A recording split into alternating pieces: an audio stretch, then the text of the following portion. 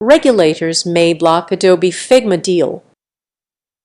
When Adobe announced it was putting up $20 billion to buy Figma in September 2022, it didn't take long before people began assuming it was a blatant attempt to take a competitor off the market.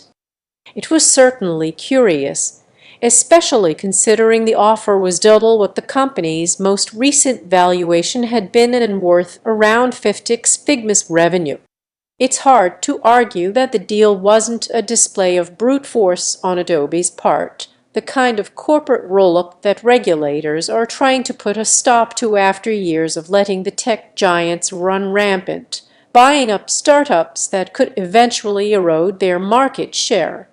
The proposed Adobe-Figma deal has certainly gotten the attention of regulators, and not in a welcoming way. Already, the Justice Department, the Competition and Markets Authority (CMA), Britain's competition watchdog, and the EU are taking long, hard looks at the deal, and it wouldn't be too much of a stretch to think that any of them could nix the deal for being anti-competitive.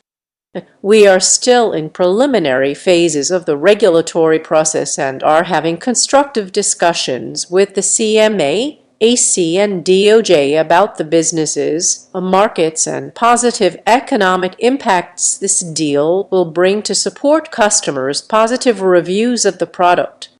It seems pretty obvious even to a casual observer that Adobe is trying to take a potential rival off the board, a move that could stifle both competition and innovation, not a great mix for design software consumers.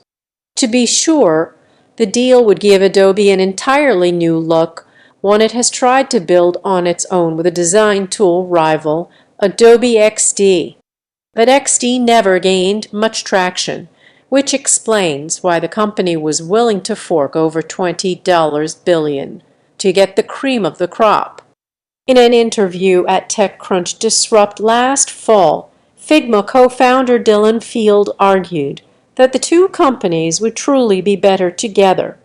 But of course, he has 20 billion reasons to think that.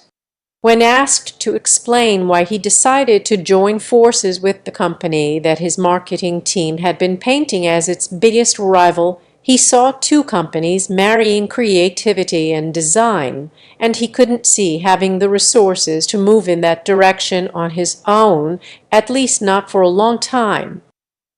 If we want to go and make it so that we're able to go into all these more productivity areas. To be able to go and do that in the context of Adobe, I think gives us a huge leg up, and I'm really excited about that, Field said. But with regulators looking closely, it's not a stretch to wonder if that's ever going to happen.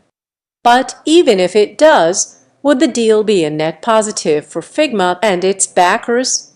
Let's talk about it.